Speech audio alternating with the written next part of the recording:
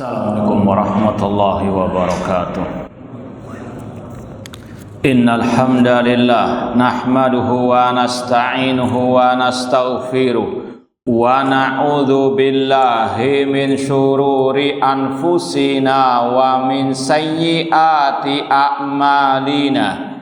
Man yahdihillahu fala mudhillalah wa man yudlil fala hadiyalah.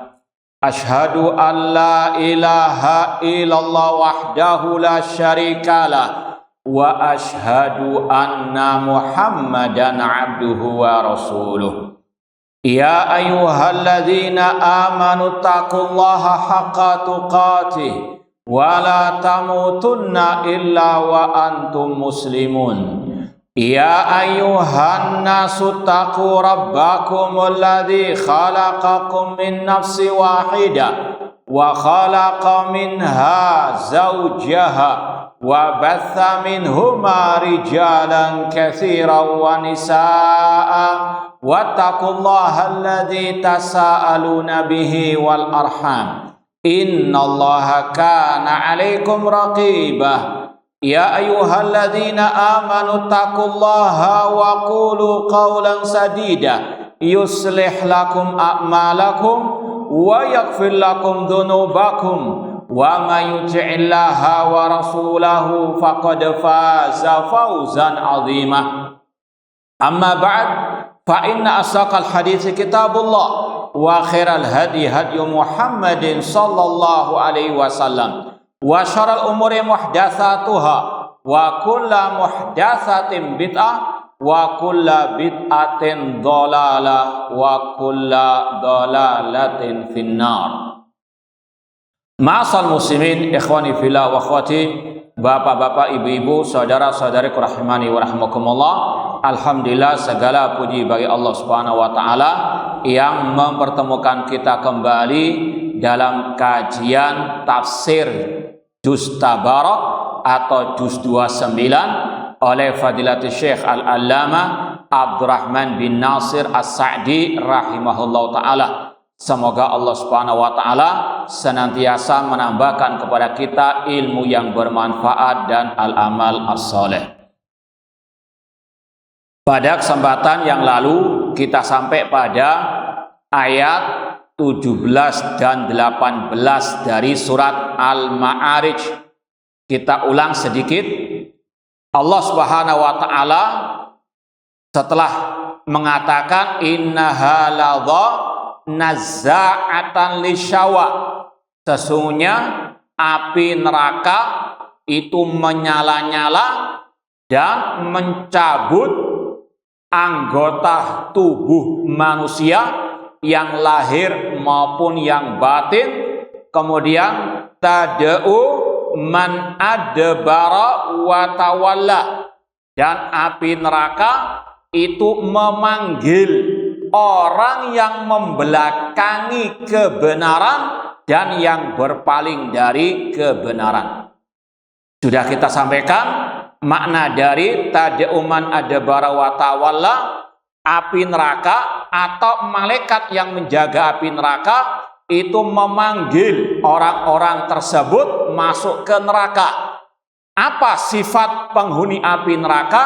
Allah sebutkan man adbara wa tawalla, yang berpaling dan yang membelakangi. Kata Syekh, ai adbara an itiba'il haq, yaitu membelakangi kebenaran, wa a'radu anhu, berpaling dari kebenaran.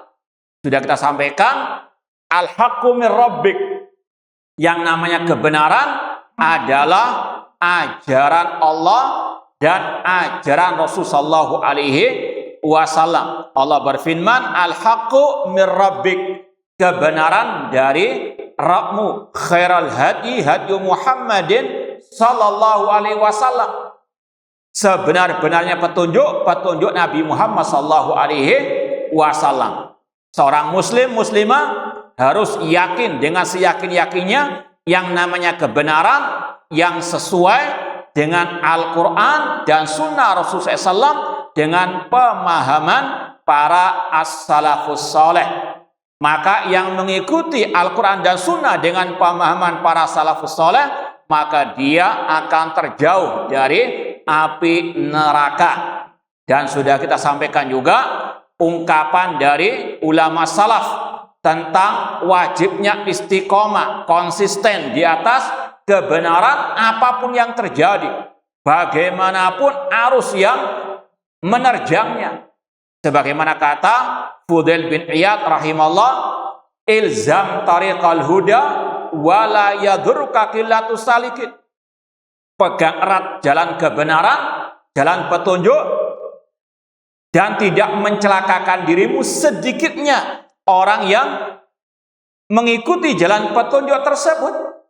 Badal Islamu ghariban, kata Rasul, Islam datang dalam keterasingan.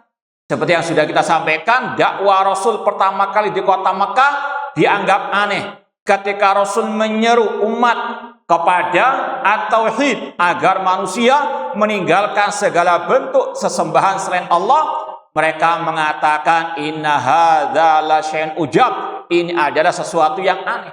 Itu kebenaran yang dibawa oleh Rasul dianggap aneh, dan kata Rasul akan terulang kembali. Wasayaudu ghariban, dan akan terulang kembali keterasingan Islam tersebut. Kebenaran dianggap kebatilan, kebatilan dianggap kebenaran. Namun Rasul mengatakan fatuba lil ghuraba, beruntunglah orang-orang yang terasing yang berpegang dengan kebenaran meskipun harus dicaci maki, dibully, diasingkan, diboikot dan seterusnya. Ya, kata Fudail bin Iyad lagi, wa iyyaka wa turuqad dalal, jauhkanlah dirimu dari jalan-jalan kesesatan, yaitu jalan yang menyimpang dari ajaran Rasul dan para sahabat Ar-Rasul SAW. Kata Fudail bin Iyad, jauhkanlah diri kalian dari jalan-jalan kesesatan, wala taghtarra bikasratil halikin, dan jangan tertipu dengan banyaknya orang yang binasa. Artinya kebenaran bukan diukur dengan mayoritas. Bahkan Allah mencelah mayoritas tersebut yang meninggalkan kebenaran. Wa intuti aktsara man fil ardi yudilluka an sabilillah. Jika engkau mengikuti kebanyakan mayoritas manusia, mereka akan menyesatkanmu dari jalan Allah. Pegang kebenaran sekali lagi apapun yang terjadi. Dan itu juga dikuatkan lagi oleh Imam Al-Auza'i rahimahullah, alaika bi athari man salaf wa in rafadakan nas. Pegang erat jalan para salaf, yaitu Nabi dan para sahabat Nabi, para tabi'in dan tabi'ut tabi'in, meskipun engkau ditolak oleh manusia. Wa in rafadakan nas.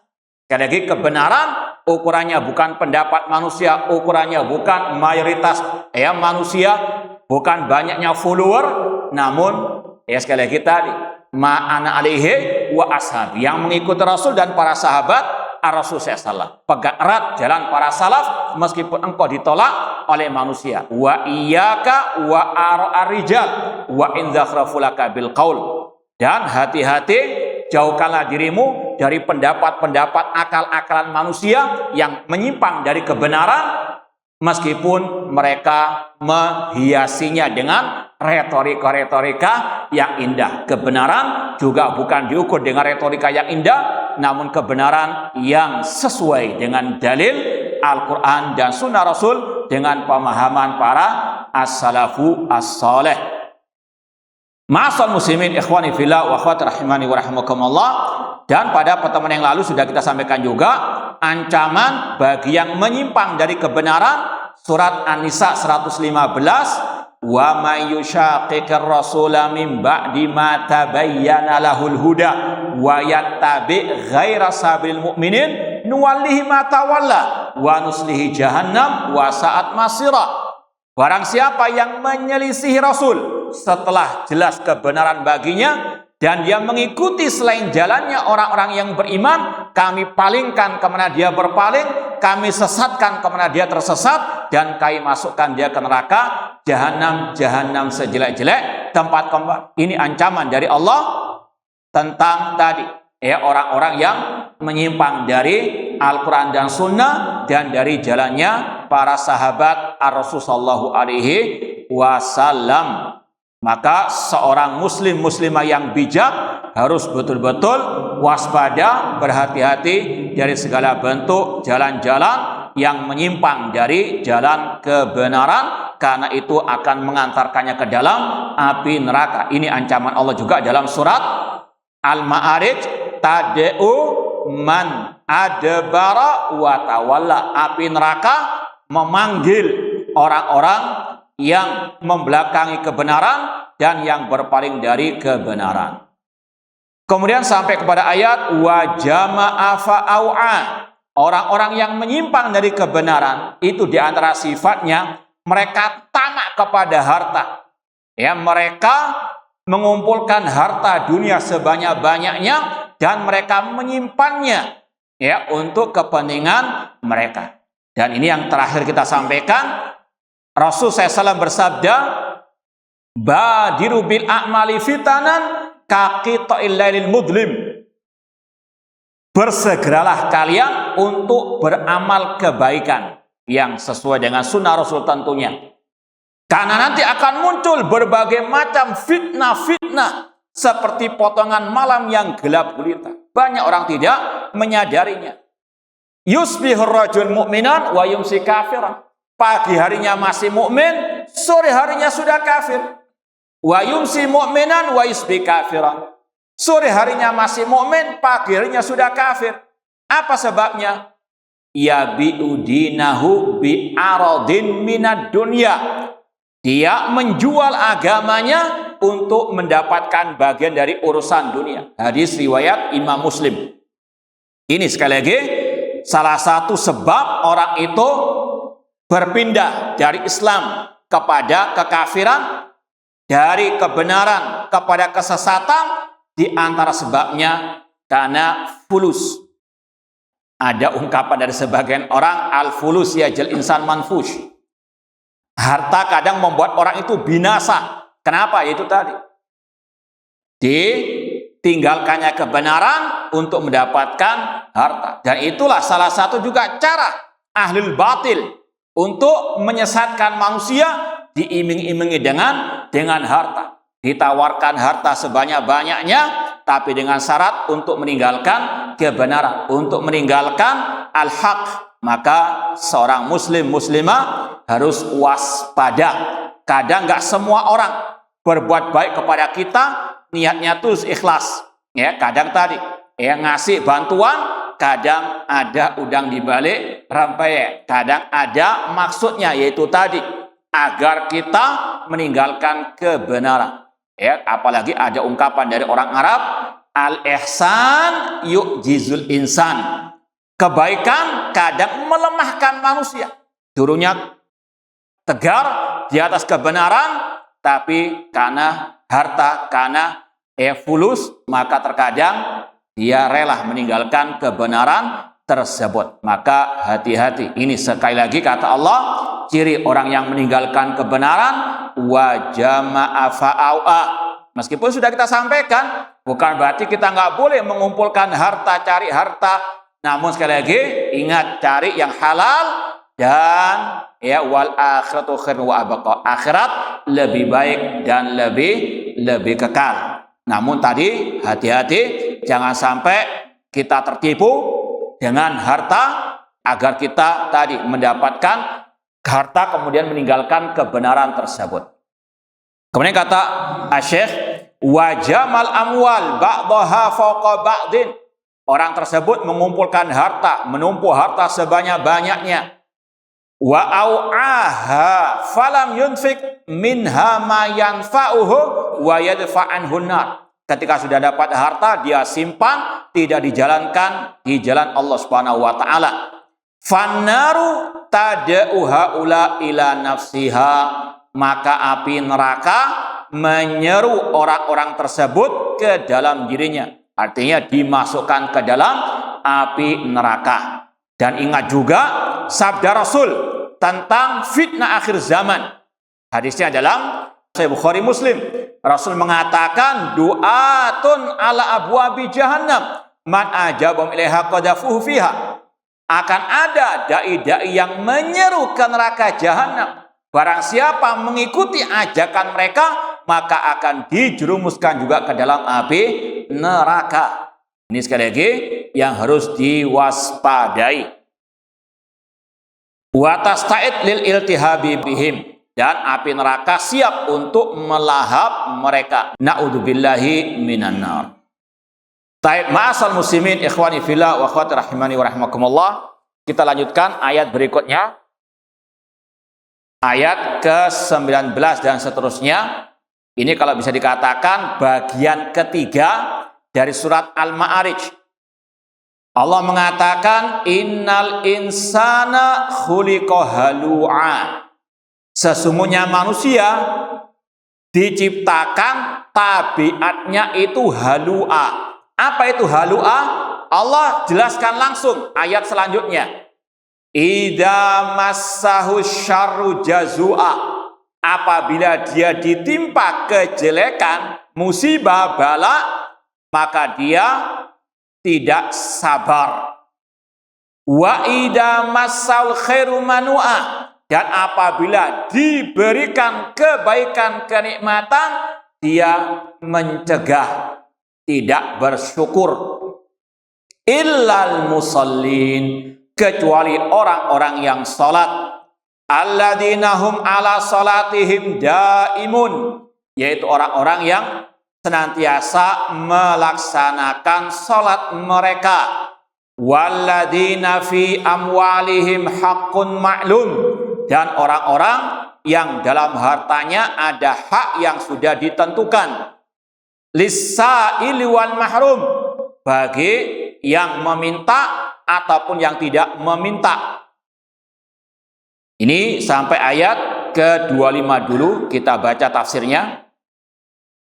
Kata Syekh Abdurrahman As-Sa'di rahimahullah, wa hadal wasfu lil insan min haitsu huwa wa wasafa tabi'atau al-asliyah annahu halu'un. Kata Syekh, ayat innal insan khuliqa halu'a, sesungguhnya manusia, kata-kata al-insan di situ, ini kalau antum masih ingat, seperti dalam firman Allah, wal asri innal insana. Al-insan di situ alif lamnya dinamakan apa oleh para ulama? Ada yang ingat? Nah, kalau kita belajar tafsir, ada kata-kata alif lam itu ada maknanya. Alhamdulillah, alhamdulillah itu alif lamnya maknanya lil ahad atau lil istighraq. Nah, kalau di sini alif lam untuk apa namanya? Nah, alif lam lil jins, yang menunjukkan jenis manusia. Innal insana, artinya sesungguhnya manusia secara umum. Ya, innal al insan. Beda dengan alif lam, misalnya lil ahdi atau lil ta'rif. Misalnya ra'aitu rajula. Ra'aitu ar-rajula, ada kata-kata atau huruf alif lam, ar-rajula. Aku melihat orang. Orang di situ kadang maknanya yang sudah tertentu, yang sudah dipastikan si fulan, ar-rajula lit ta'rif. Ini sekali lagi bahasa Arab itu sangat luas sekali. Ya, alif lam saja itu banyak maknanya. Nah, di sini alif lam lil jinsi. Innal insan, sesungguhnya manusia, semuanya secara umum.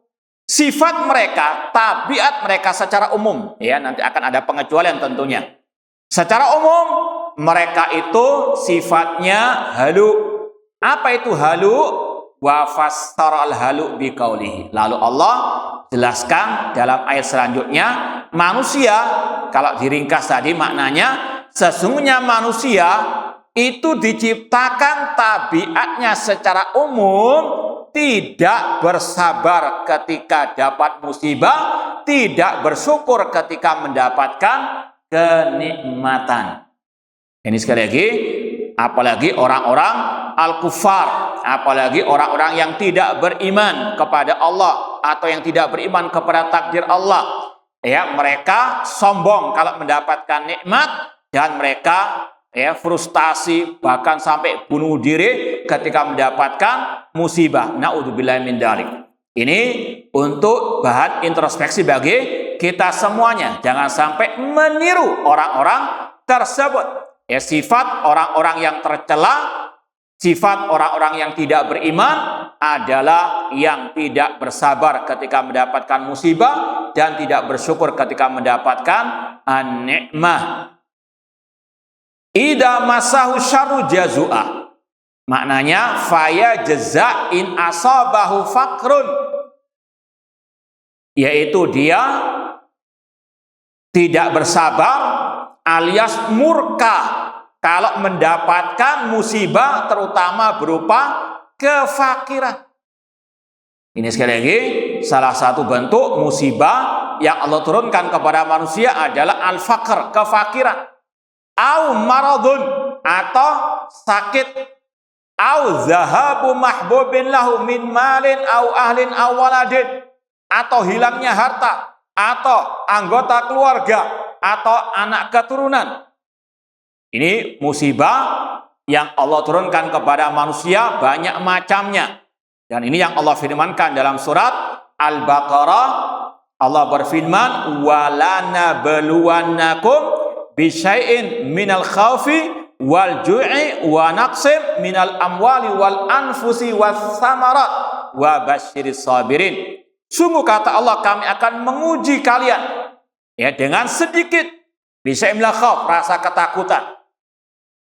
Ketika ya ada huru-hara di sana, ketakutan luar biasa. Bagaimana nanti makan dengan apa? Nanti bensin ya apa kalau habis dan seterusnya.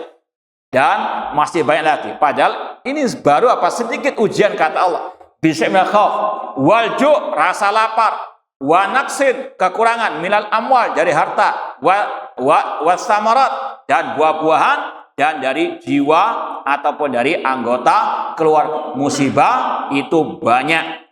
Namun kata Allah, tugas ya manusia, orang-orang yang beriman, wa basyiris sabirin, untuk mereka apa? Bersabar.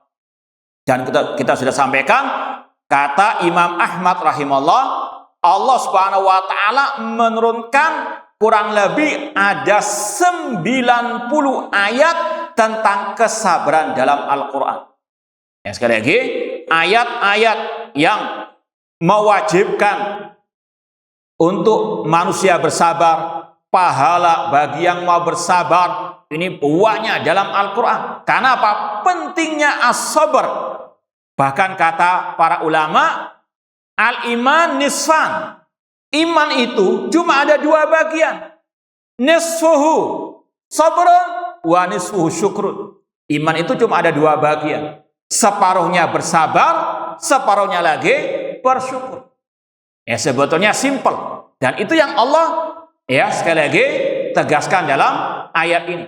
Ya agar manusia menjalankan kewajibannya bersabar ketika mendapatkan musibah. Misalnya ya ada musibah tadi berupa kefakiran.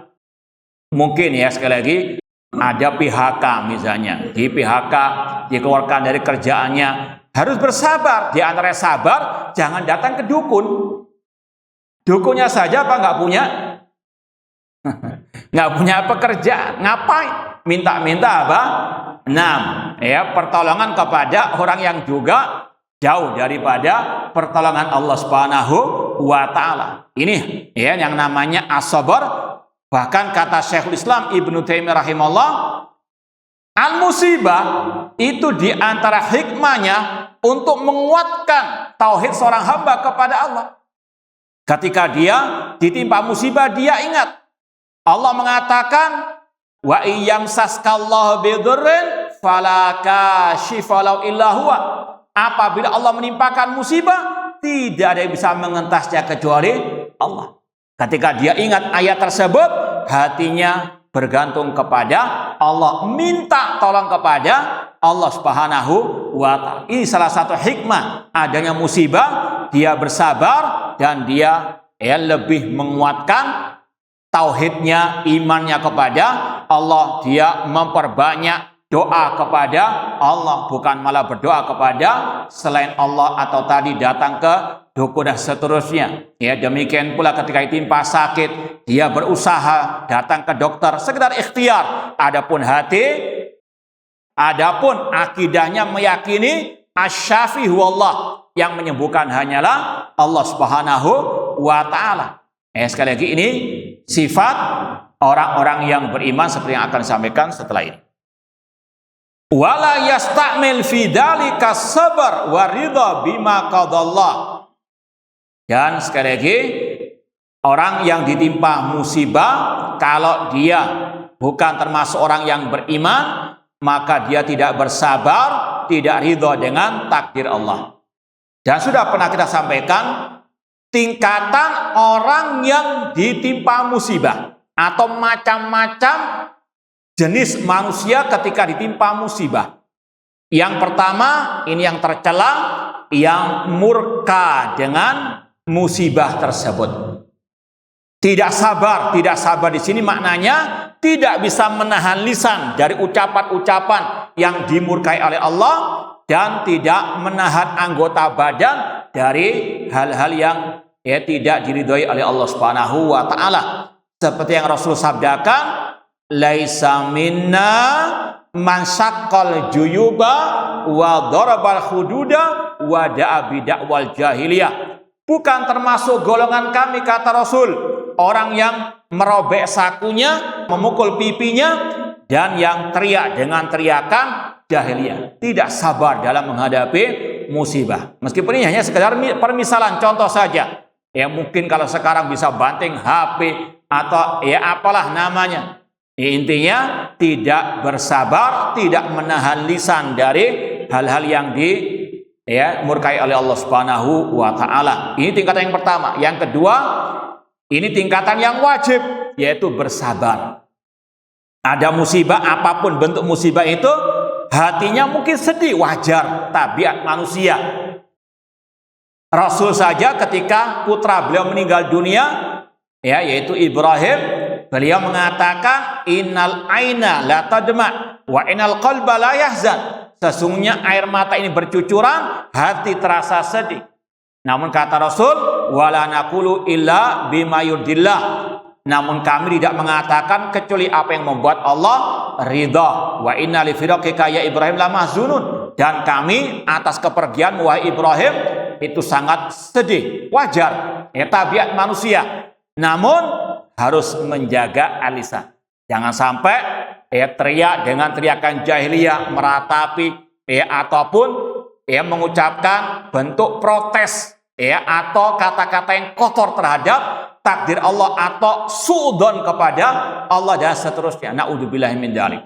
Atau sampai mencaci maki Allah Subhanahu wa taala, naudzubillahi min dzalik. Dan ini ada pada sebagian orang. Kemudian yaitu tadi menahan anggota badannya, tidak memukul-mukul badannya, memukul apalah yang sekali lagi bukan bagian daripada ajaran al-Islam. Ini tingkatan yang wajib, bersabar ketika musibah datang. Wa basyiris sabirin alladzina idza asabatum musibah qalu inna lillahi wa inna ilaihi rajiun. Yaitu orang-orang yang ketika ditimpa musibah mereka mengatakan innalillah, kita semuanya milik Allah dan kita akan kembali kepada Allah. Ketika Allah mengambil salah satu dari kenikmatan yang Allah berikan kepada kita, ya sudah, itu milik Allah. Allah yang memberikan, Allah yang mengambilnya. Ya kita menyerahkan diri hanya kepada Allah Subhanahu wa taala. Dan kita wajib meyakini di balik musibah banyak hikmahnya, banyak faedahnya kalau kita mau merenung sejenak saja. Seperti kata Rasul, inna idhamal jaza ma idhamil bala. Sesungguhnya besarnya pahala tergantung besarnya ujian dan musibah. Kita nggak minta adanya musibah, tapi kalau musibah datang, ingat salah satu ladang pahala adanya musibah tersebut. Demikian pula kata Rasul SAW, duri yang menancap dalam anggota tubuh kaki misalnya seorang mukmin menghapus dosa, apalagi musibah yang lebih besar dari itu, menggugurkan dosa, mendapatkan pahala, ditinggikan derajatnya oleh Allah Subhanahu wa taala, dan masih banyak yang lain. Kemudian tingkatan yang ketiga kata para ulama, orang yang ditimpa musibah itu ridho. Tingkatan yang ketiga ridho terhadap musibah. Ridho itu maknanya Antara dia diberikan musibah atau tidak diberi musibah sama saja. Baginya semua takdir Allah. Dia mengimani masya Allah kana wa malam yashalam yakun.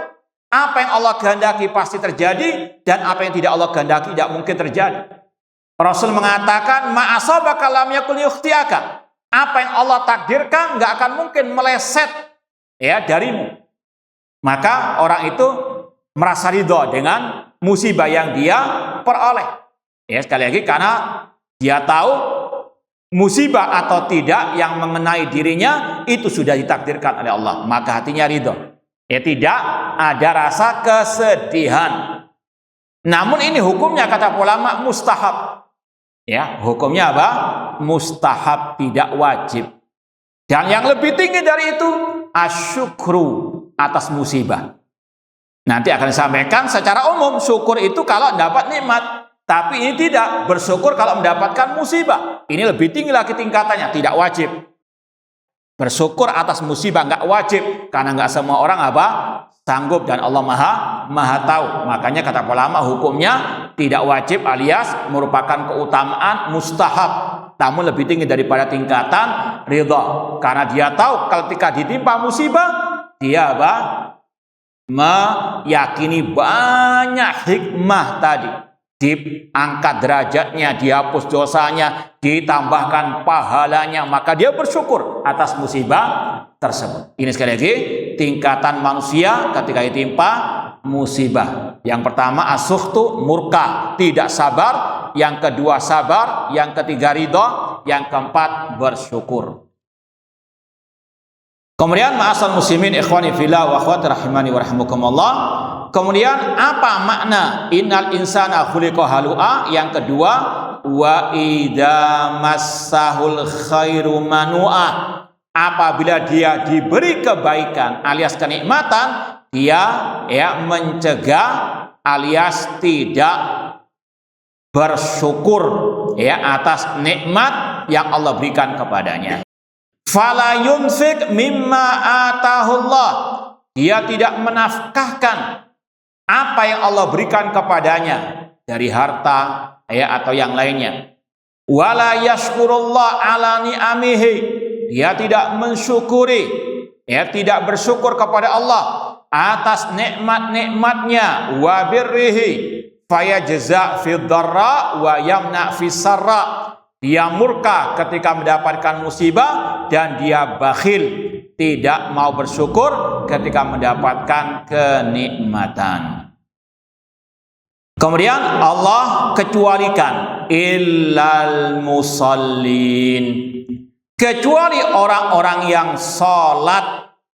Ini Allah kecualikan dari kebanyakan ya manusia yang punya sifat tidak bersabar, tidak bersyukur tadi. Kecuali orang-orang al-musallin. Kata sebagian ulama tafsir, illal musallin itu maknanya sebetulnya illal mu'minin.